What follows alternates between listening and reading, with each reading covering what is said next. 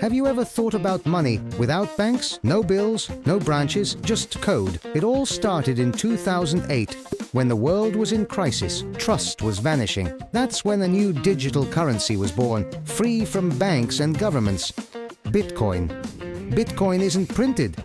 You can't touch it. It works through a technology called blockchain, a network of computers that records every transaction publicly and securely. But to do that, it needs a huge amount of energy.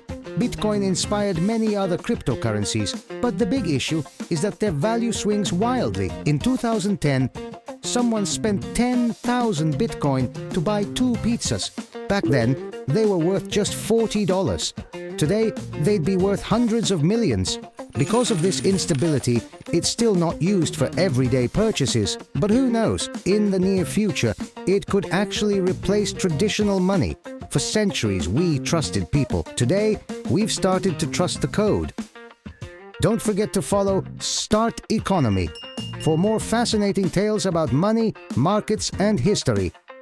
See you in the next episode.